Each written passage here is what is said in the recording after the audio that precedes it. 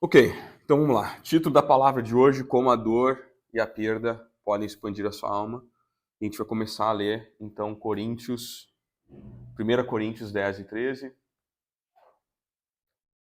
Ups. Que diz assim: Mas Deus é fiel e não permitirá que sejais tentados, que sejais provados além de vossas forças.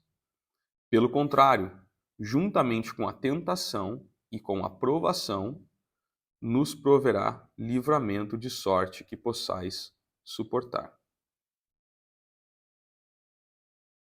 Isso aqui está perfeitamente alinhado com aquilo que Jesus disse, né? O que Jesus falou? Vivo repetindo isso aqui. Nesse mundo tereis aflições, mas tem de bom ânimo, porque eu venci o mundo. So this pretty much aligned with what Jesus said, that we would have afflictions in this world, but we should not worry because he won the world. Então o que esse versículo está dizendo? Esse versículo está dizendo que Deus nunca vai dar um fardo para a gente maior do que a gente possa suportar. E aqui já tem talvez a principal chave de tudo que a gente vai falar nessa manhã. E se eu pudesse pedir que vocês levassem alguma coisa no coração hoje, seria isso. A nossa fé, ela não é um escape da realidade. Tem muita gente que confunde isso. A nossa fé não é um escape da realidade, é um compromisso com ela. So, God will never give us a burden greater than we can bear. And this is maybe the most important message of today's preach. And if I could ask you to bring something to your heart, would be it, which is the following. Our faith is not simply an escape from reality, but a commitment to it. So this is key, bring it with you. A fé, ela não vai construir à nossa volta um mundo utópico, um mundo perfeito. Ela não vai nos tirar dessa realidade onde as coisas nos atingem. Não é isso que a fé faz. O que ela faz, ela dá força para que a gente possa enfrentar qualquer tormento a qualquer tempo. Todos nós, a gente já foi, ou está sendo, ou será acometido por sofrimento, por perdas, né? No entanto, quando a fé proporciona um lugar de autoconhecimento, nos completa e nos transforma. Tá dando para entender? So, faith does not build a perfect and utopian world around us, a world where nothing touches us, but instead it gives us strength to face any and every torment. And either we were, or we are presently being, or we are going to be, fact is, we will be affected by suffering and loss. However, when faith provides a place of deep knowledge, it completes us and provides us with profound transformation. Então, quando a gente se submete ao processo de Deus, e quantas vezes nós falamos nessa célula sobre o processo de Deus? Quando a gente se submete ao processo de Deus, a gente nos beneficia daqueles eventos que, sem Deus, ou sem esse entendimento, a gente acharia que iam nos destruir. Eu vou repetir. Quando a gente se submete aos processos de Deus, a gente se beneficia de tudo aquilo que vai acontecer com a gente, que sem a fé, sem o entendimento, sem Deus, a gente teria a impressão que era uma coisa para nos destruir. Porque isso não nos destrói. A gente sai de todas essas batalhas mais forte e mais maduro. When we submit ourselves to God's processes, and we've talked about it so many times in this small group, we actually benefit from the events that we once thought would destroy us. We come out of all our battles stronger and more mature. E não tinha aquela música Lua de Fases, acho que era o nome, sei lá. A nossa vida é feita de fases, né? Então a gente vai passar por fases diferentes. E vão ter fases em que a gente tem um sentimento que a gente vai morrer e não vai mais suportar aquilo que a gente está passando. É uma fase. Só quando a gente chega a ter um entendimento da presença de Deus em todas as coisas, então a gente sai das nossas provações imensamente mais fortalecidos, mais sábios e mais maduros. Sabe por quê? Falamos disso na semana passada. A gente faz parte de um exército que é o exército mais privilegiado do mundo, é aquele que a gente sabe que a batalha está ganha. O dia que a gente entender isso, que a gente está no exército, que a gente sabe que a batalha está ganha, o nosso comportamento durante a batalha muda. Por quê? São menos preocupações, é menos medo, é menos hesitar e a mais presença de Deus. There are times, and our life is full of phases, right? And there will be times where we feel like we're going to die because we cannot endure anymore. But when we come to the understanding of God's presence in all things, we come out of our trials immensely stronger, wiser, and more mature. Deus sabe do que fomos feitos e Ele jamais vai deixar que a gente seja cometido por uma coisa maior. Ele já sabe que o nosso exército é vencedor. Então Ele não vai deixar nada que mude essa trajetória de vitórias. So we fight in an army which is the most privileged one because we know we have the victory. And once we understand that we already have the victory, our behavior changes. We are no longer anxious. We are no longer that much concerned. And God knows what you're made of, and He will never let us be afflicted with something greater than we can bear. Então Deus conhece a nossa capacidade e a nossa estrutura. Às vezes muito melhor do que a gente conhece. Já ouviram falar atletas profissionais falando assim: eu achei que eu tinha chegado no meu limite, e aí meu técnico falou que isso era só 80%, que eu tinha mais 20% para dar, e eu consegui. Eu não sabia que eu podia, mas eu consegui. A nossa vida com Deus é assim. A gente chega até um limite e a gente fala: cara, daqui eu não consigo mais, Deus, eu não sei mais o que fazer desse ponto em diante. E Deus te fala: você não está no 100% ainda, confia em mim. E aí, por a gente confiar aí em diante, a gente alcança a vitória, assim como o atleta alcança a vitória. Faz sentido? So, God knows our capacity and structure. And as a professional athlete, so the guy says, I can't go beyond that. I gave already my 100%, and the coach says, no, you gave 80%. Trust me, you can go beyond of that. And then this guy goes beyond and finally meets the victory. This is how our life with God is. God will say, you haven't given your 100%, trust me.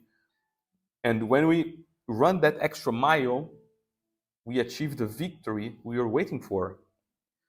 Então, Deus conhece as nossas fraquezas e as nossas fragilidades.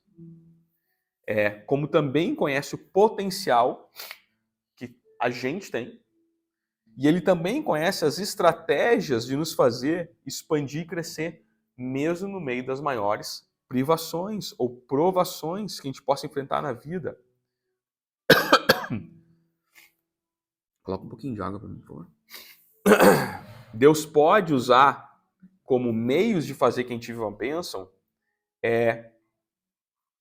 essas provações para que a gente viva a coisa muito maior que a gente possa imaginar. Como o atleta diz, cara, eu só posso até aqui, eu nunca vou ganhar uma Olimpíada. E aí o técnico fala, não, você só chegou nos 80%, se der os 20% a mais, você ganha a Olimpíada. É a mesma coisa. Deus ele vai deixar a gente numa situação que às vezes parece que não tem saída, mas é nesse momento que a gente cresce.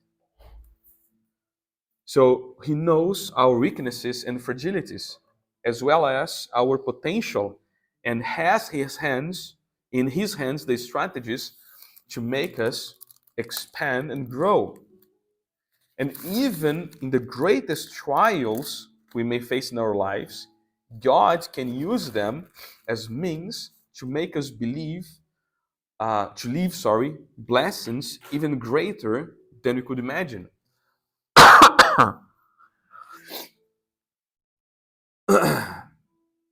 Mesmo os mais capacitados, todos nós temos limites.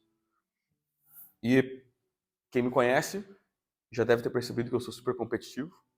Eu odeio perder. Tem muita gente que odeia perder, mas a gente é assim. Ninguém gosta de ser acometido por situações que causam limitações, ou ninguém gosta de se ver numa situação em que está limitado e que não consegue ir adiante. Even the most capable of us have limits. Nobody likes to lose. Nobody likes to be affected by situations that cause limitations. I hate to lose, and I hate to see myself in a situation where I cannot go beyond my own limits.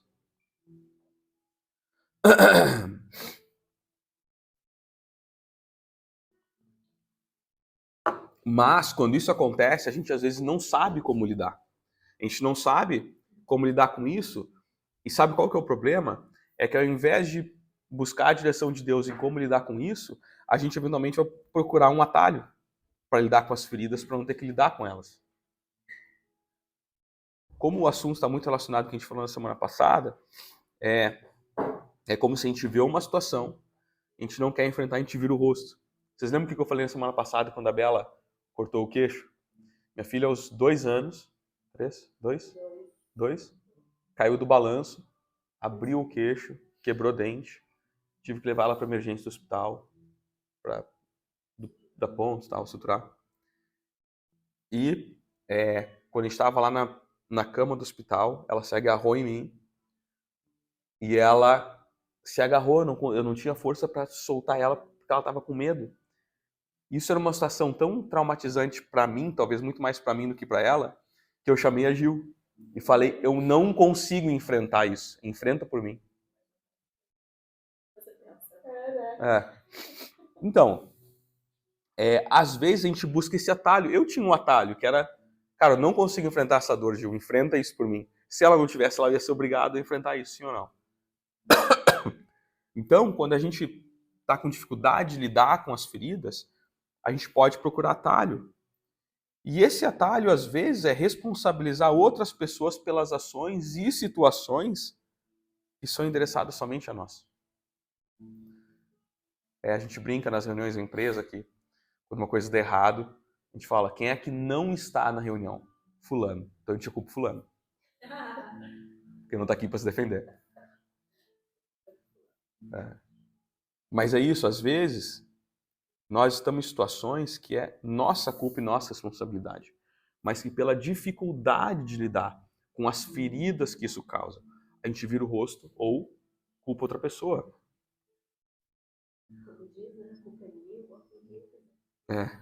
Isso aí.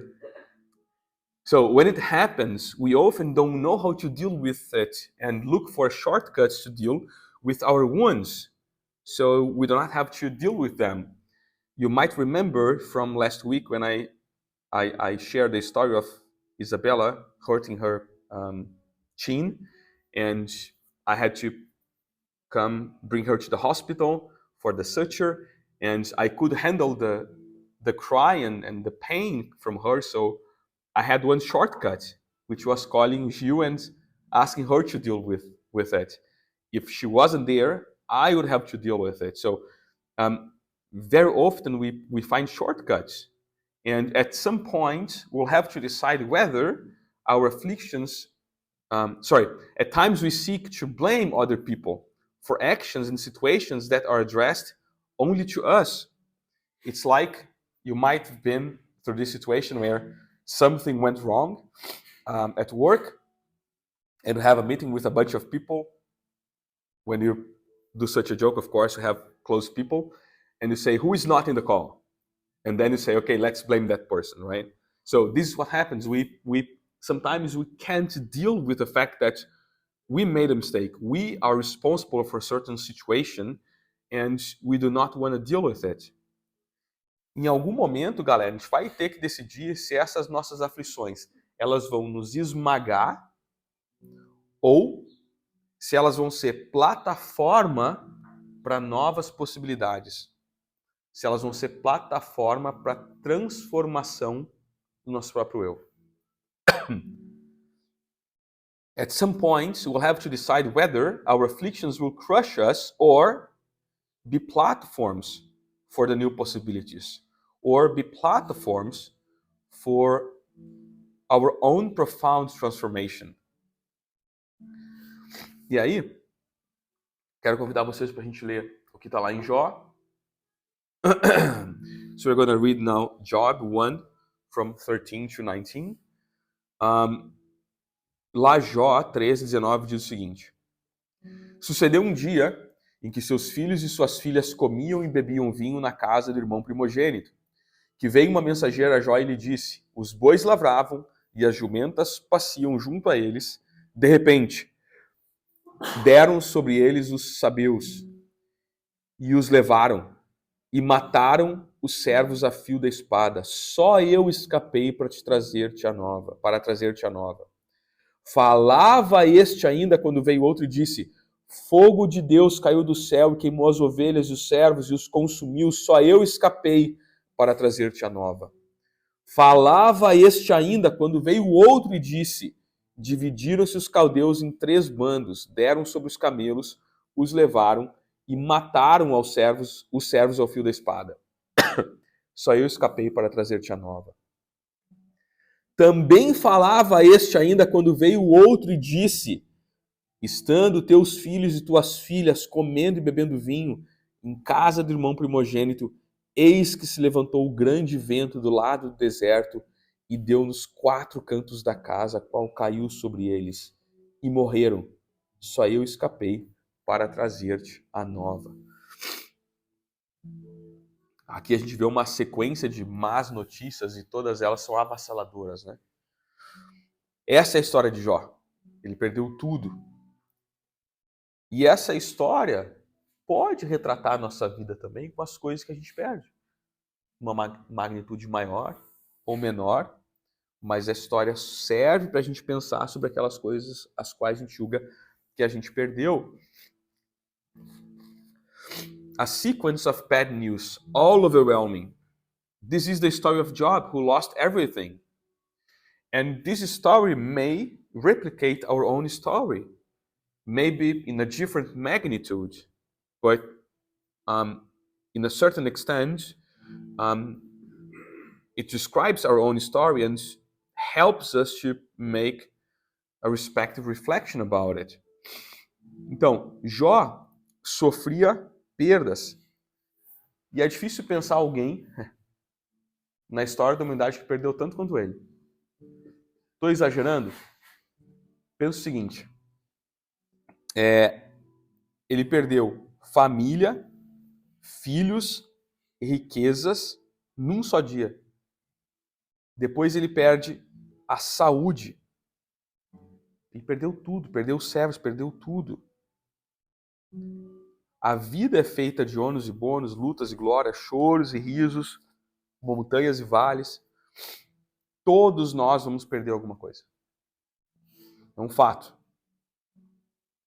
E a gente perde pessoa que a gente ama, a gente perde amigo, a gente perde relacionamento, a gente perde saúde, a gente perde oportunidade, a gente perde sonho, a gente perde esperança, a gente perde ânimo, a gente perde fé, a gente perde motivação, perde alegria, a gente perde. E a cada mudança nas nossas vidas, seja de emprego ou de país, como todos nós aqui estamos passando por isso, a gente experimenta um nível de perda. Yeah, except Thorsten that is still living his own country. But I will come to that in a second, Thorsten. Muitos, no entanto, são forçados a lidar com perdas catastróficas, assim como aconteceu com Jó. So,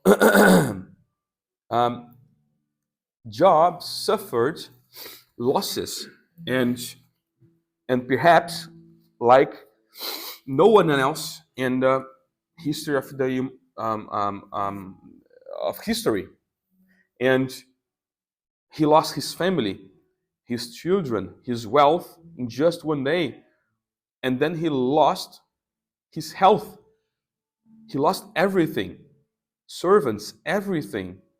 And life is made of burdens and blessings, struggles and glories. tears and laughter, mountains and valleys. We all lose. We lose eventually people we love, we lose friends, we lose relationships, we lose health, we lose opportunities, we lose dreams, we lose hope, motivation, faith, joy. We all lose. With every change in our lives, whether it be a change in our job or country, we all experience a level of loss.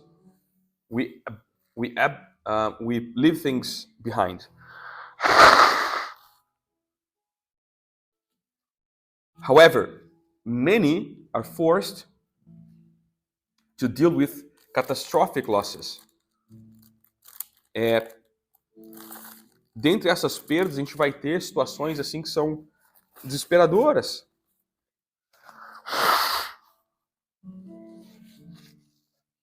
A gente estava falando ontem sobre isso.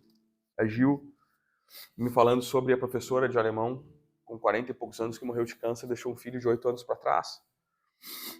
A gente vai ver esse tipo de coisa acontecendo. Um amigo que comete suicídio. Um parente ou um professor próximo a gente que descobre um câncer. Um filho que sofre um acidente. Eu lembro do dia que eu recebi uma ligação de um estranho dizendo: tua filha foi atropelada, o endereço é esse, vem aqui.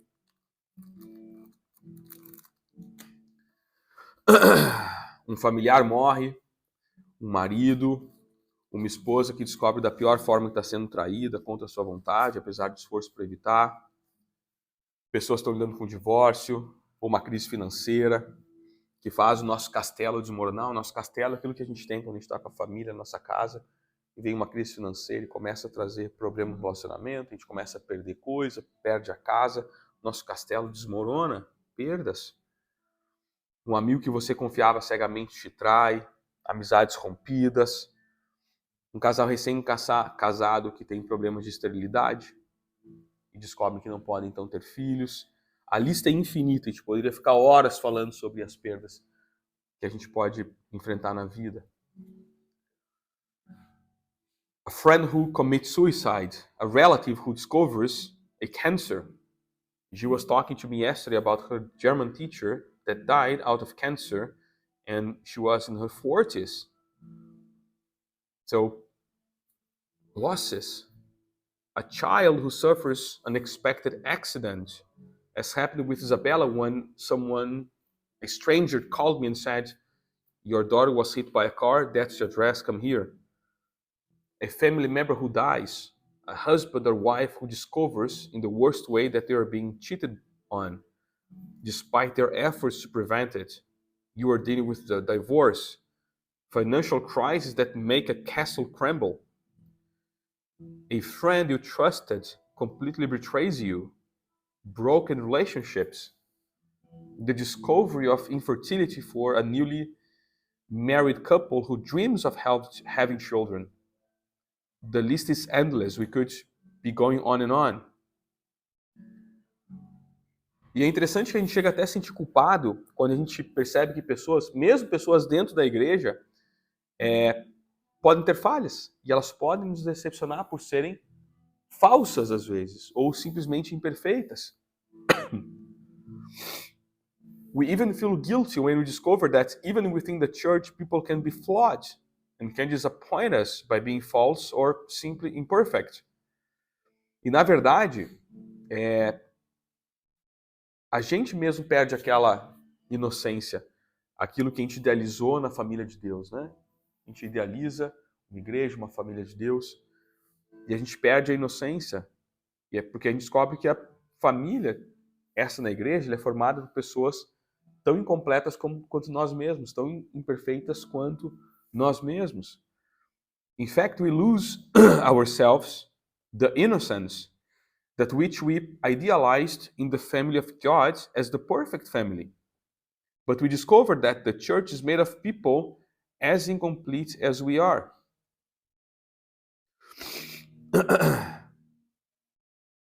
Na verdade,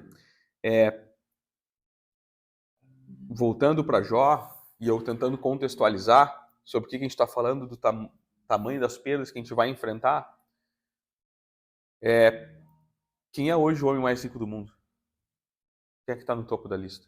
Durante muito tempo foi Bill Gates, tem o George, o dono da Amazon, Bezos, né? Jeff, o Elon Musk. Não sei quem é, mas vamos dizer que é o Elon Musk. Ele certamente está na... É o Bill Gates. Esses caras são todos no topo da lista. Se fosse no tempo de Jó, se tivesse a revista Forbes, Jó ia estar no topo. O mundo naquela época girava em torno de tudo que acontecia naquela região do Oriente Médio. E Jó era o homem mais rico daquela região.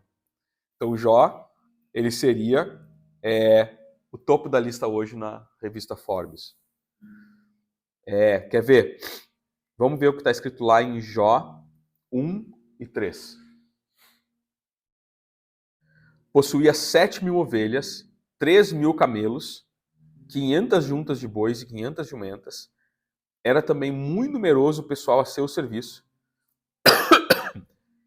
de maneira que este homem era o maior de todos os do Oriente. Essa região do Oriente Médio, como eu falei, ali que estava o mundo na época. Ele era o homem mais rico daquela região, ou seja, era o homem mais rico, provavelmente, o homem mais rico do mundo naquele momento. E ele perde tudo. Seus bens hoje seriam uma estrutura de carros, aviões, jatos, tudo que hoje a gente possa marcar a riqueza de alguém, Jó tinha naquela época. Só que o interessante é que a Bíblia mostra ele como um homem íntegro, um homem reto, que seguiu os mandamentos de Deus. Jó hoje, além de ser o homem mais rico do mundo, seria certamente um dos líderes cristãos mais influentes. So, to understand Job's losses, you have to put this into perspective. I don't know who is in the top list of the richest person in the world. Let's just say Elon Musk. He would be the Elon Musk of his time. This is what we just read in Job 1 and 3. And today's Forbes magazine, he would be the richest person in the world. His assets today would include a structure with cars, planes, jets, everything that can mark someone's wealth. But interesting, the Bible also exposed that he was upright, righteous, and followed God's commandments. If it were in today's world, Job would be an extremely respected Christian leader. Só que repentinamente, então, ele é acometido em tempo recorde. O inimaginável acontece com ele. O homem invejável, íntegro, reto, ele foi conduzido à falência em um dia. Em um dia, ele perde tudo e também perde a maior riqueza, que são os seus filhos. Em um dia.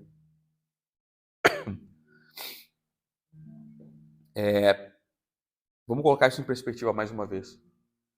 Imagina que a gente está sentado aqui e aí eu recebo uma ligação dizendo que a minha empresa pegou fogo e a gente perdeu tudo. A empresa não tem mais nada. Todas as fábricas pegaram fogo, a empresa acabou. Perdi meu emprego. Aí meu vizinho me liga e fala: Vinícius, tua casa ruiu. Deu um terremoto, tua casa ruiu. E depois de ruiu, pegou fogo, não consegue salvar mais nada que tem lá. Tá? Em nome de Jesus. Tá repreendido. Aí depois eu ligo, teus filhos estavam numa viagem na escola, sofreu um acidente, todas as crianças morreram. Cara, sério, quando a gente olha a história de Jó na Bíblia, parece ser uma coisa, parece ser só mais uma história, né? Mas se a gente traz esse peso para a nossa própria vida, a gente começa a ter uma ideia da magnitude do que Jó passou. Ele não tinha para onde ir. Hoje em dia tem gente que só perde dinheiro e acaba com a sua própria vida. Exato. Por não aguentar a pressão. Tem gente que perde o emprego e não aguenta a pressão. Jó, ele perdeu tudo. Ele saiu do homem mais rico do mundo. As notícias foram dadas em quanto tempo demorou para essas notícias? 3 minutos? Em 3 minutos ele sai da posição do homem mais rico do mundo para a posição do homem que ele não tem para onde ir. E tudo que ele tem é a roupa do corpo. E ele perde a família. Fica só ele e a mulher dele. Logo em seguida ele perde a saúde. E a Bíblia descreve tumores dos pés à cabeça. Imagina tumores dos pés à cabeça. Imagina o tamanho da dor física, além da dor emocional. Se tem a saúde, ele corre atrás. Exato. Se não tem a saúde, não tem mais nada. So, suddenly, the unimaginable happened to him in record time. The enviable man, even though upright and righteous, was led to bankruptcy, not to mention that he loses his children in the first impact. So, it's like, how long did it take to share all the news? 3 minutes maybe. So he left the position as the richest man in the world to a man that lost simply everything. He didn't have where to go. He didn't have his children anymore. It's like someone calling you and saying, okay, you know what? Your company just is on fire and lost everything, so you lose your job. Then you get another call saying, well, you know, children of the school were going to a trip, but there was an accident, all children died. So you lose everything, and a few days after, you lose your health as well. Só que, surpreendentemente, a gente falou sobre a história de Ruth na semana passada. Surpreendentemente, ele não adopta a postura de culpar Deus, sim ou não? Ele escolhe não pecar, é uma escolha. Ele escolhe, eu vou engolir isso e eu vou escolher não pecar. Mais que isso, ele simplesmente não escolhe só não pecar, como ele escolhe adorar a Deus.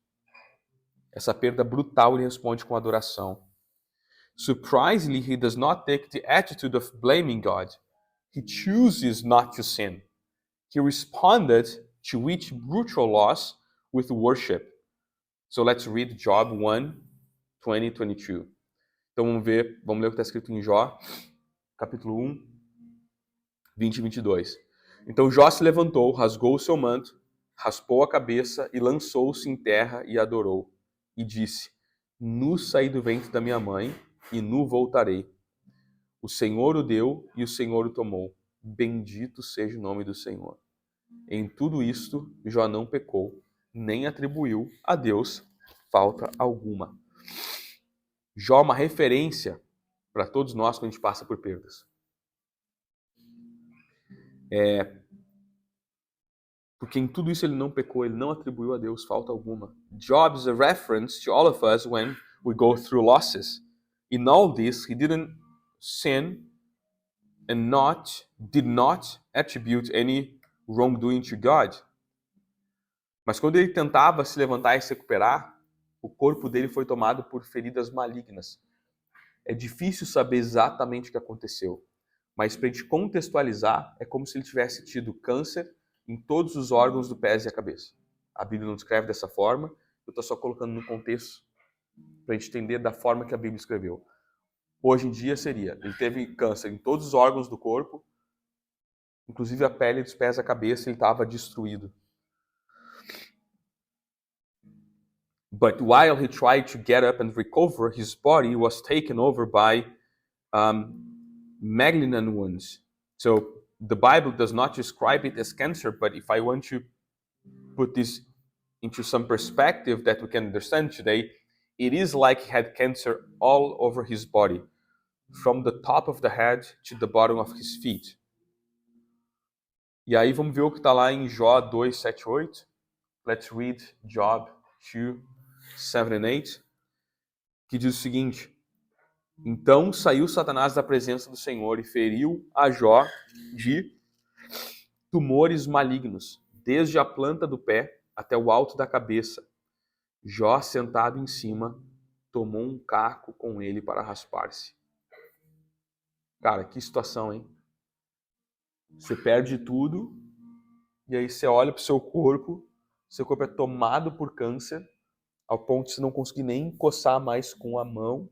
Você tem que pegar uma pedra do chão e coçar. E aí ele sai dos muros da cidade e ele vai habitar no local dos pares, dos fracassados, dos perdedores. Porque ele não tinha mais para onde ir, lembra que eu falei? E ali sozinho, desolado, ele vive um momento terrível quando os amigos dele vão lá ver ele. Job had many physical difficulties in his body and had to move. That is, he was also geographically afflicted with problems. He left the city walls and went to live in the place of outcasts, losers, and there alone, desolate, and living a terrible moment, his friends come to see him. E não só isso. Qual foi a única coisa que sobrou na vida de Jó? A esposa. Exato. O que a esposa fala para ele? Cara, pensa, sério. Te coloca na posição de Jó de verdade. Tudo que tu tem é teu cônjuge. Teu cônjuge olha para ti e fala, meu, amaldiçoa o teu Deus e morre.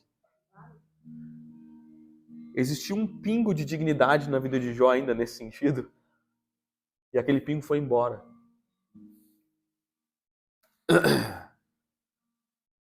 So finally, Job's marriage fell apart.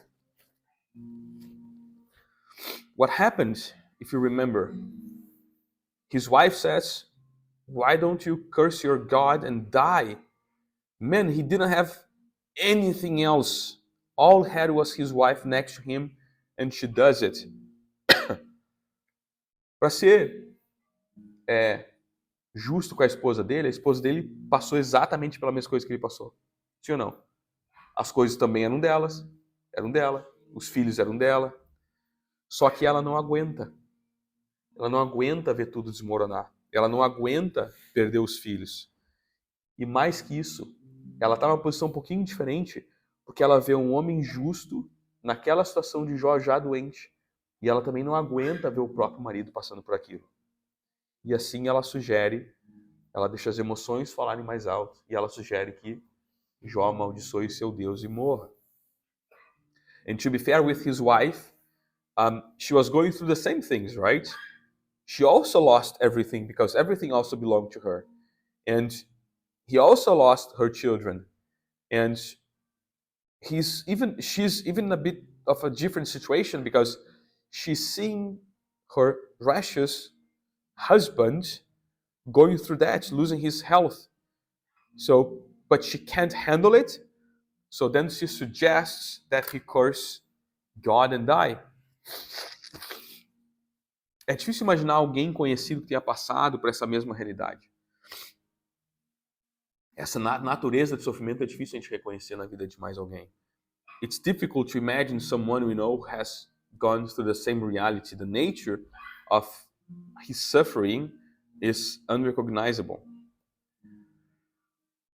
E isso é uma coisa que os amigos também não entenderam. Não existia relação entre o pecado dele e a dor que ele vivia. A mulher também via isso. Então todo mundo via o quão injusto era isso.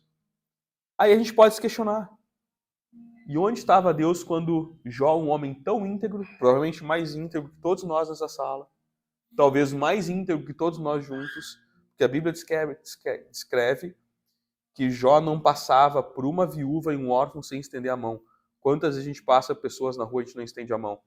Então Jó talvez era um homem mais íntegro que todos nós juntos. E aí a gente pode se questionar onde é que dava Deus em tudo isso. Quando isso acontece, alguma coisa similar acontece nas nossas vidas ou na vida de alguém que a gente conhece, qual que é a nossa reação? Como que a gente reage a esses problemas tão trágicos? Exatamente. E eu me lembro uma época que eu murmurava por algumas coisas, eu li a história de Jó e eu falei, cara, que vergonha. Meu problema é isso aqui comparado a Jó e eu estou murmurando tanto. So he was innocent. Something his friends couldn't really understand. There was no connection between sin and the pain he was experiencing. This was absurdly unfair. And then we may question, where was God while the upright Job and loyal Job went through this? And how do we react How do we react? Sorry, I'm a bit sick, so my mind is not in the best place. When we see such tragic problems,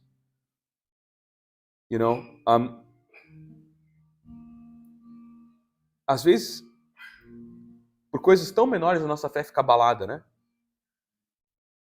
Por coisas tão menores, parece que a gente não consegue lidar com a realidade, a gente quer virar o rosto, como eu expliquei no início. Por coisas tão menores. For much smaller things, we eventually have our faith shaken. As I explained at the beginning, we turn the head around when we can't deal with it. Nosso desafio é passar por todas as mazelas e barreiras sem perder a fé e o amor por Deus. Esse é o nosso desafio. Esse é o processo. A gente não pode renunciar a Deus por qualquer coisa.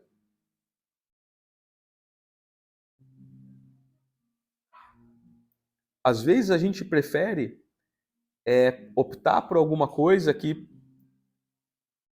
faz amortecer o sofrimento. O problema é quando o que faz amortecer o sofrimento não é o abraço de Deus, não é o acolhimento de Deus. É outra coisa que a gente coloca no lugar. Esse é o problema.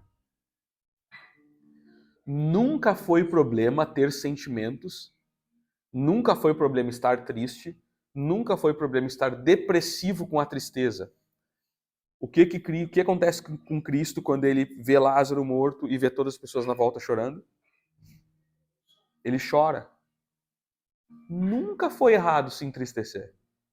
Nunca foi errado dizer, cara, que triste, eu perdi tudo, que triste esse problema que eu tô passando. Nunca foi errado ter sentimentos. Exatamente. A diferença do certo e do errado não está no que a gente sente, mas como que a gente reage ao sentimento. Faz sentido? A gente não pode renunciar a Deus por qualquer coisa que faça amortecer o sofrimento e nos leve a esquecer Deus.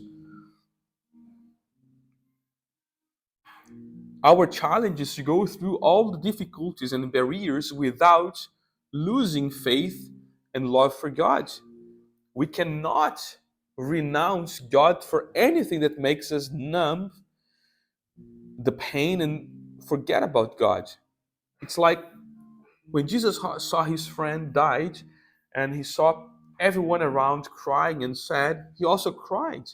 So it was never wrong to have feelings. The difference is how we react to those feelings. We cannot renounce God for anything that makes us, again, numb the pain and forget about God. Cada um arruma a sua forma de lidar com o sofrimento, sim ou não? Isso é normal. É normal. Só que a gente é convidado a manter fé e forças diante das dificuldades. Cada um pode reagir de uma maneira diferente. Desde que isso te ajude a manter a fé e força. Everyone finds their own way to deal with suffering. That's normal. We are human beings. We are different. But we are being invited today to maintain faith and strength in the face of difficulties. Há pessoas, que não é o meu caso, eu não sou das humanas, há pessoas que estão tristes, vão lá tocar uma viola, vão escrever um texto, compor uma poesia, né? São pessoas que vão se expressar de outra forma. Vão pintar, né? São formas de expressar seus sentimentos.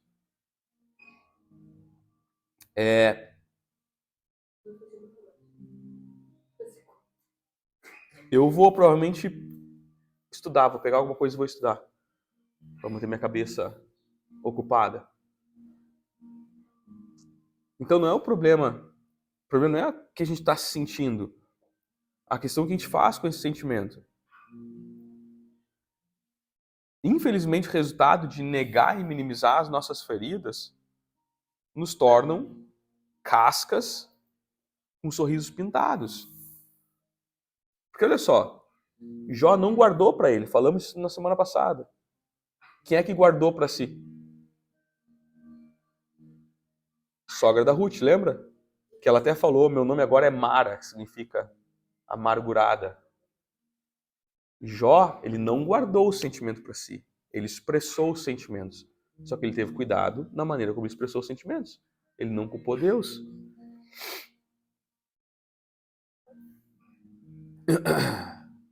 O sofrimento nos força a responder de maneira não bíblica. Inclusive, quando a gente anda com Deus, a gente tem dificuldade para lidar com isso. Então, é difícil, sim, responder de maneira correta. Mas é possível. There are people who can take beautiful things out of difficulties. Poems, music, works of art. Not my case. I'm not really into that kind of things. I would eventually study, get a topic and start studying to keep my mind occupied. But some people do different things when they face great difficulties and they're suffering. The thing is, unfortunately, the result of denying and minimizing our wants is that we become shells with painted smiles. So we can't have reactions. Of course we can. Like Job, as we talked last week. Job, he reacted, but he took care to not blame God. Different from that lady that asked the guys to start calling her Mara, which means bitterness. Bitterness, right? Amargo. Yeah. Suffering forces us to respond in a non-biblical way, including when we walk with God. We have difficulties dealing with it, but there is a way. Tem dias, galera, que não vão ser alegres. É fato. Vão ter dias nas nossas vidas que não vão ser alegres. Tem dias em que a gente se força a gente força a se sentir feliz, porque os dias são tristes, e a gente até se sente meio mal com a gente mesmo.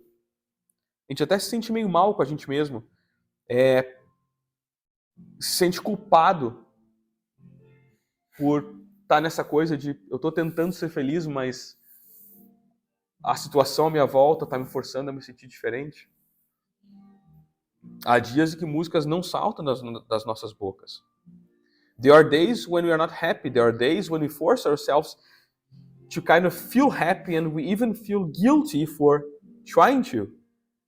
There are days when the songs do not jump out of our mouths. Vamos ver 3 passagens do salmista que falam sobre isso. Salmos 13, 7. Psalm 3 and 7.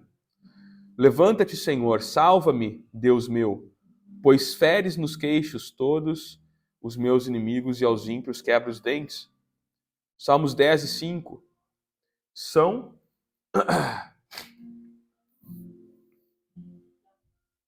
Pulou? Tá na sequência ali, né? Isso. Salmos 10 e 5. São prósperos os seus caminhos em todo o tempo. Muito acima e longe deles estão os teus juízos. Quanto aos seus adversários, ele a todos ridiculariza. Seguindo adiante, olha como o salmista está reagindo diante das dificuldades. Socorro o Senhor, porque não há homens piedosos, desaparecem os fiéis entre os filhos dos homens. Falam com falsidade uns aos outros, falam com lábios bajuladores e coração fingido. Corte o Senhor todos os lábios bajuladores, a língua que fala soberbamente. Pois dizem, com a língua prevaleceremos, os lábios são nossos. Quem é Senhor sobre nós? Então, nos Salmos a gente aprende, indo para o final, galera, nos Salmos a gente aprende que a gente deve expor a Deus exatamente o que a gente está passando. É diferente de ocupar a Deus. O que a gente aprende aqui é expor a Deus o que a gente está passando. Faz sentido? A gente deve colocar aos pés dele a nossa angústia, não nas costas dele. Vocês entendem o que eu quero dizer? Eu não vou colocar nas costas de Deus como se fosse culpa dele. Eu vou colocar aos pés e apresentar. E pedir ajuda. In the Psalms, we learn that we must expose to God, not blame God. We should expose to Him exactly what we are going through. We must lay at His feet all of our anxieties and not on His shoulders, like He's the one to be blamed for. As nossas sensações com medo e angústia nos fazem humanos. Por isso que Deus chorou, porque Jesus chorou, porque naquele momento ele era humano. E aquilo que a gente não trata vai com o tempo nos envenenando. Falamos semana passada sobre a raiz da amargura. Se a gente não coloca para fora o que é tóxico, a gente começa a morrer por dentro. De tanto nos machucar, a gente fica triste. A nossa força e capacidade de caminhar diminui. O coração endurece e morre. Our sensations such as fear and anxiety make us human beings. What we do not treat will poison us over time. If we do not let out what is toxic, things die inside of us. From hurting ourselves so much, we become sad. Our strength and ability to walk diminishes, and the heart hardens and dies. A gente não sabe quanto tempo Jó passou por essas dificuldades, mas a gente sabe explicitamente que ele expôs a Deus todas as suas angústias, sim ou não? A gente não vê ele mudo, tem muita gente que não entende. Quando não lê o livro inteiro, muita gente não entende. Ele não passou pelas dificuldades mudo. Não é o que a Bíblia diz. A gente fala, porque Jó nunca se voltou contra Deus. Parece que Jó recebeu tudo assim quietinho, né? Tipo, eu tô passando por tudo isso, é vontade de Deus, amém. Não. Ele coloca para fora essas coisas tóxicas, sem culpar Deus, mas apresentando aos pés de Deus. Vocês viram a diferença? We do not know how long Job went through his difficulties, but we know gosh, today, to speak English is a bit difficult. Explicitly that he exposed all his anxieties to God. So he let out all the toxic things, but without blaming God. But rather, he hands over the issues to God, the anxieties. Então Jó dá vazões às suas emoções. Só que ele teve paciência de esperar. Salmos 41 diz o seguinte: esperei confiantemente pelo Senhor, Ele se inclinou para mim e me ouviu quando clamei por socorro. Então a gente vê que Jó espera, a gente vê que o salmista espera. Job gave vent to his emotions, but had the patience to wait. And this is what you also learn when you read Psalm 40, verse 1. Jó esperou um tempo tão longo que até as pessoas mais próximas dele tinham desistido. A gente não sabe quanto tempo foi. Mas se as pessoas mais próximas dele desistiram de Jó, significa que foi algum tempo, sim ou não? Seus amigos foram encontrar ele e disseram que ele estava vendo o resultado do seu próprio pecado. Lembram disso na passagem? E aí eles tentam justificar os erros. E aí esses amigos apresentam uma religião clássica com seus legalismos. Falamos disso na semana passada também. E essa corrente teológica chega a afirmar que se você pede uma coisa para Deus e ainda não recebeu, é porque você está em pecado. Desde quando Deus dá alguma coisa para a gente porque a gente é santo? Desde quando? Deus dá por graça e misericórdia. Não tem outro motivo. Job waited so long that even the closest people to him had given up. His friends went to him and said that he was living the result of his own sin. Thus, they sought to justify their errors. His friends represent the classic religion with their legalisms. This theological current even affirms that if you ask something to God and have not yet received it, it's precisely because you did something wrong. Since when? Since when God gives us something because we deserve or we are sins? He gives anything to us out of grace and mercy. No caso de Jó, não era esse o problema, porque ele era inocente. Seus amigos se colocaram no lugar de Deus. Seus amigos se colocaram no lugar de Deus para justificar suas falas. Dizendo, não, você pecou, então está recebendo isso. Seus amigos se colocaram no lugar de Deus. In the case of Job, this was not something caused by him because he was innocent. His friends put themselves in God's place using the scriptures to justify their words. E assim eles chegam a torturar Jó com suas palavras. Thus they even torture Job with their words. Mas a espera em Deus resiste e persiste em todas as situações. But waiting in God resists and persists in all situations. Jó surge transformado da sua perda e do seu sofrimento. He emerges transformed from his loss and suffering. Depois da espera, em meio daquele furacão que destrói absolutamente tudo na vida de Jó, Deus fala com ele. Ele teve a oportunidade de se vingar dos seus amigos, mas o que ele faz? Ele prefere orar por eles. A sua sorte mudou quando ele orou por seus amigos. Ele escolhe o amor ao invés do ódio. Ele escolhe se humilhar com suas escolhas.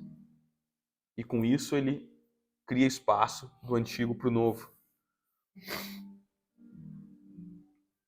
After the wait, in the midst of the hurricane that destroyed every single thing in his life, God spoke to Job. He had the opportunity to take revenge on his friends, but chose to pray for them. His fortune changed when he prayed for his friends. He chose love over hate. Ele escolhe se humilhar. He chose to humble himself, and with his choices created space for the old to give way to the new. E muitas vezes Deus precisa destruir a gente para poder reconstruir. Falamos semana passada também, quebra o vaso imperfeito, constrói um vaso feito com as tuas próprias mãos.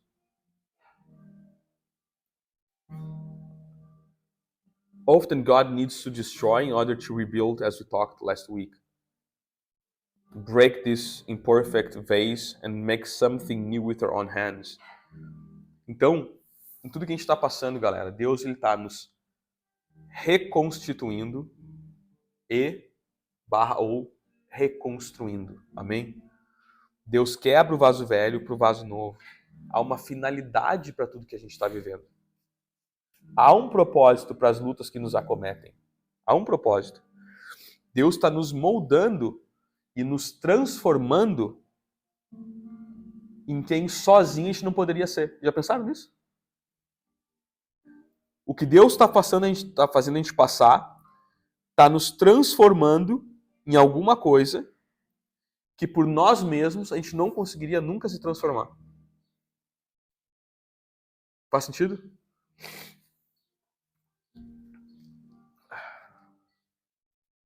God is reconstituting or reconstructing us. God breaks the old vessel for the new vessel.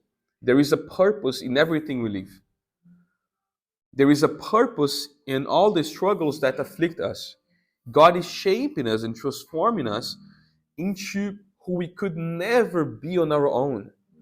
Todas as vezes que a gente é esfolado, galera, que a gente é pisoteado, esmagado, a gente deveria enxergar o propósito de Deus. É difícil? Óbvio que é. Tem situações, já falei isso aqui, que pessoas fizeram coisas para mim que eu queria matar a pessoa. E no meio desse meu ódio, eu queria matar a pessoa, eu não enxergava o propósito de Deus. Mas com a paciência, os anos se passaram e hoje eu vejo. Hoje eu vejo. Vou dar um exemplo. Teve uma vez que na empresa que eu trabalhava, na época, faltaram praticamente, eu era vendedor, faltavam praticamente todos os produtos no estoque. Eu visitava os meus médicos, clientes, eu não tinha o que entregar. Cirurgia sendo cancelada, cirurgião no meu pé, eu sem vender, sem receber meu dinheiro, pagar minhas contas. Até que um dia eu estou no restaurante e eu tenho uma dor no peito. Eu acho que eu estou tendo um ataque cardíaco. Eu ligo para minha mãe. A gente estava viajando. Eu ligo para minha mãe. Eu vou para casa, que eu estava perto de casa. E digo, acho que eu estou tendo um ataque cardíaco. Vem, me ajuda, eu estou indo para casa. Eu desmaiei em casa. No meio daquela situação, alguém consegue me dizer o propósito de Deus no meio disso? Tem propósito? Não ter produto no estoque, eu estar estressado, sentir dor no peito, desmaiar. Achar que eu estou tendo um ataque cardíaco e até me convencer de que eu não tinha nenhum problema cardíaco demorou tempo. Qual é o propósito de Deus nisso? Paciência. Anos depois, eu estou numa empresa, numa posição global, vem a pandemia acaba com a logística no mundo todo, e uma das principais coisas que eu tenho que fazer, eu tenho que administrar esse problema que vendedores passam no mundo todo.